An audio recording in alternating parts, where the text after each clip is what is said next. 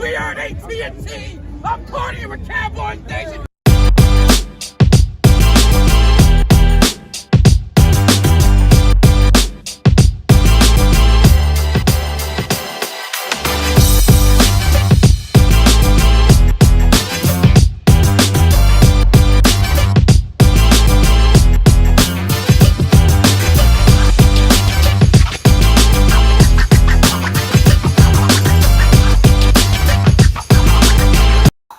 What is up, Cowboys Nation? It's your boy Mike Tag here for another just quick show. It's a Friday night. My wife's out at Vegas. Hopefully she's winning me some money because these tickets to get to AT&T, I'm looking at these flight tickets getting pretty expensive. But hey, before I get going, make sure you hit that subscribe button. We are getting closer and closer. I appreciate all you have subscribed lately. I'm hoping that we can find this beautiful Micah Parsons to end up in someone's Cowboys cave. Because if it don't end up in someone's, it's going to end up in mine real soon. So make sure you guys subscribe. Hopefully you guys are enjoying the content. We got a lot of stuff going on. We got more and more. And what was this? I got a little love from a Dallas Cowboy.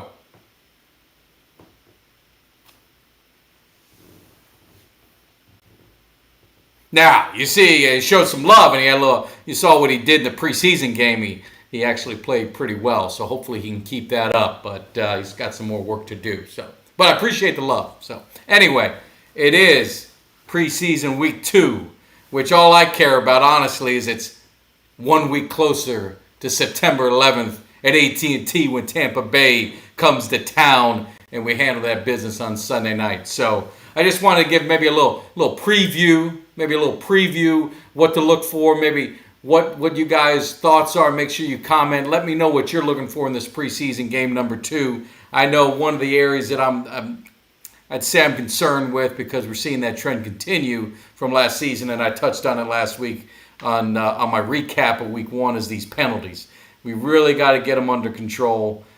You know, some of them are questionable. We all know these referees are going to be ticky-tack, especially in preseason when they got an emphasis on certain things they want to call, like illegal contact and things like that. So there were some questionable calls, but it's still areas that we've got to get better in. And it's the pre-snap penalties that I talked about. That's the ones where, you know, that's all mental toughness, that's mental awareness, and those guys just got to make sure that we don't run into those problems. So that's really the big thing that I want to see. I mean, the others is we didn't get a really good look at our receivers. You know, Cooper Rush didn't play very well. Hopefully, Greer's going to be out there, and we'll get a better look at maybe these receivers. I think he's got more upside than Cooper Rush, but hopefully he'll get his opportunity. And Groin's better, so hopefully he should be good to go on Saturday night. Give him his shot and see what he can do, because I'd like to see Tolbert a little bit more. We saw Simeon, he played a little bit. We've got a lot of young guys. I mean, obviously we're not going to play CD. We're not going to be playing Gallup. So it's going to be on these young guys to step it up. So hopefully, Dennis Houston's looked good in practices. Obviously Turpin, we got him from the USFL. He looks like one of those guys who can be just that kind of playmaker. You bring him in on some gadget plays, some certain plays. He can give you that big splash, big play. Obviously, the return game is something that is probably the main reason they brought him in, is his punt return and kick return ability. But he hopefully can be a guy that can make some splash plays on offense. So I'd like to see what he can do in the game. Probably not, obviously, we're not going to see a CZ. Probably, we're not going to see Pollard. The one thing you are seeing from Pollard in these practices is more at the receiver position. It's more opportunity to get him involved in the offense, get him some of them touches, and keep Zeke on the field. Like I've always said, I don't think, you don't need to pick one or the other. Why can't we have both, right? Why can't we have both and hopefully utilize the weapons that we have, especially early on, because, we're going to be without Gallup and we're going to be counting on some young receivers. So, the more we can put on some of these veterans to come in and make some plays will be great. Obviously, the tight ends, Ferguson was someone who I thought looked really well as a rookie last week. I'd like to see how he progresses. We know what we got in Schultz. So hopefully we'll get to see him play a little bit better, get them quarterbacks working so we can get an opportunity to see this offense. And then obviously Tyler Smith, I'd like to see him more. I thought he played a pretty good game for his first game. Had a couple penalties, which is the one concern I know a lot of people had in the when they drafted him. But me personally, I look ticky-tack. But again, that's going to be on him. He's got to be disciplined enough. He's got to work through his technique, and hopefully we can get that going because the line is going to be critical.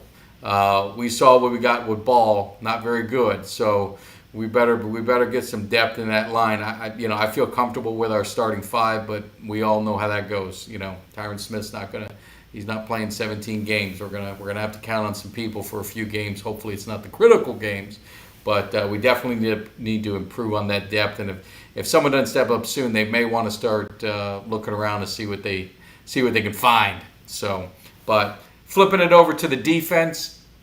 What can you guys say? I'm liking what I see in our defense so far. I think the defensive tackles are pushing and controlling that line of scrimmage a little bit. They're not getting pushed back from everything that I've seen. And I haven't seen every minute of the practice, so I'm just going by, the first preseason game and then some of the highlights that they show. Obviously, Parsons is going to bring. We know what Tank's going to bring. Got to get that pass rush going. Fowler looked good in the first preseason game. Sam Williams, he had a spot. He had a very bad roughing the passer, very bad call. That was textbook, tackling. That was really unfortunate. So hopefully get a little bit more look at him. Linebackers, Jabril Cox, LVE. I think, now we got Barr. So hopefully we're getting that depth at the linebacker. That was a concern that I had, going into the season. And then really the secondary. The secondary has stepped up, and I tell you, there's got to be some heat on Joseph because my boy number 30. I know it's Bland, but I always got to make sure I look at it right because I get nervous. Dayrod Bland, he's been looking really good. He looked good in the game. He looked good in practice. So he's one of those guys that could be pushing for a roster spot. And if one of these cornerbacks, that are in that 4 or 5 spot, they better watch it because that's what I always said. You get these hungry late round draft picks, and they're trying to make the team, and they're fighting.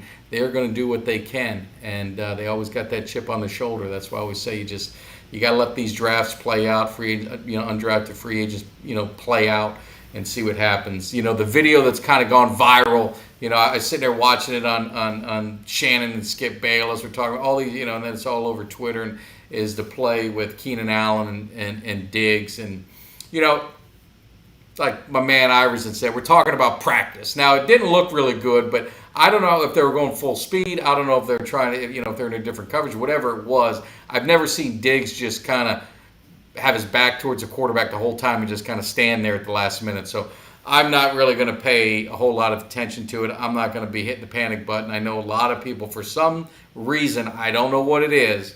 Obviously, I know what it is. It's a star in the helmet. They've got it out for Diggs in the media, and they're just overanalyzing every little play that he makes, any little misstep that he has. They're going to do it, but they hate us. That's the way it's going to be, and we're used to it. And if you got the star in your helmet, you got to get used to it too. And I think he does. I think he's got that. He came from, played in Alabama. He played, big time college football. A lot of people hate Alabama too because they keep winning. So I don't have any concerns with Diggs. I think he's going to bring it just like he did. I think he's going to get even better.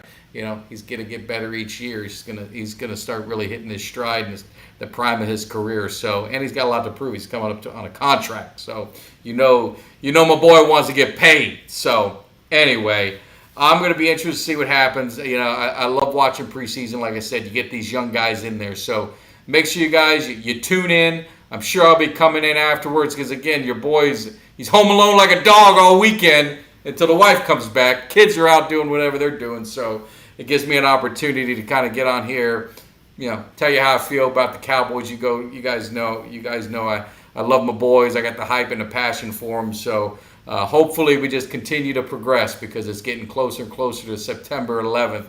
And we also got some great things coming on the show, too. We're going to be taking live calls every Monday. Had a little hiccup working the boards. Your boys, this isn't his full-time job. So we definitely got that fixed. I got the board op. Eva, she's going to help me out. She's going to be taking them phone calls, making sure my hands are free so I can flip things over. So we got that. So me and Jimmy D are going to be doing that every Monday, 7 p.m. So we'd love you guys to give us a call. We'd love the interaction. That's what I love, just talking to the fans, good or bad. We don't. Not everything has to be sunshine and rainbows. we can address some of the concerns because no team is perfect, and we definitely have some areas that we want to see improvement on, going into the regular season. Then also got a couple good interviews coming up. So one is with a gentleman named Tommy Davis, and it's going to be a great interview. He was on the 1969 Colts team that was Super Bowl III, lost to the Jets. He's got a lot of great stories. There's an interesting story how we kind of our paths crossed a little bit. So we're going to talk about that. Great guy.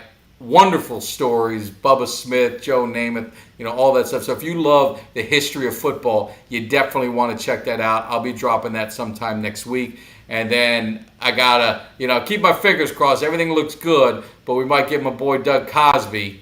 He was one of the original 84s on the Cowboys. He was the Jason Witten of my era as a Cowboys fan. He was the perennial Pro Bowler tight end for them in the 80s. He was there at the catch. He was there, with the unfortunate 3 straight NFC Championship losses that kind of saw the tide swing from Dallas to San Francisco, and that started the kind of decline of the Cowboys in the 80s to the resurgence in the early 90s with Jimmy Johnson. So he was in that transitional period. So we should be getting that September 7th. We've got a tentative date. Hopefully our schedule or his schedule stays good, and that's something that I'll be dropping as well. So we got a lot of good things going on at Tag Nation. Make sure you check out cowboyscave.com. I want to see your fan caves. You see what I got. I've been getting some. We're getting them put on the website. And then, like I said, as the season gets going, I want to reach out to some of you guys because I want to have you on the show. I want to hear about your cave. I want to hear about the special pieces that you have. There's a story behind every one. And then you never know. Your boy's got, sometimes, doing this as a kid, I got excess stuff. So I always love to give back. And I've done that over the past few years. And, just out of the blue, you may get a message from me on Twitter just saying, hey, give me your address. I want to send you something for the cave. So definitely send your pictures. You can message me on Twitter. You can message me on Instagram. You can email them if you want at mike@cowboyscave.com. There's nowhere I can't hide. And then if you want a custom, like I say, custom made Cameo, custom video for you, check me out on Cameo. I've done I'm almost over 100 of them. Every single one of them is unique. I put my flair into it. I've done fantasy football draft orders. I've done some trash talking to Eagles fans. I've done birthday gifts. I think I even did a best man speech, all that kind of stuff. So if you need someone to drop something to get you hyped for the season, check me out on Cameo. You'll always be satisfied. I always drop a good one. So other than that, I appreciate all the subscribers. Check me out tomorrow night. We're going to, Sunday. The game is tomorrow night. Check me out Sunday. I'll drop a recap video. I want to get your feelings, get your takes on preseason 2 because we only got 3. So after that, it's one more to go, week off, and then we are live at AT&T. Your boy's going to be there, Lot 10, tailgating it up with the crew. So hopefully we'll see you guys out there. I love hanging with Cowboys Nation at all the games. So I will leave you with this. Again, lastly, make sure you subscribe, make sure you like. We'll leave you with the blast in the past, the original, the one that got it started. You guys have a great weekend. Enjoy yourself. Peace out. The Eagles getting ready, because you might not like it, but you will learn to love it because we are the best thing going today. Now, can you dig it?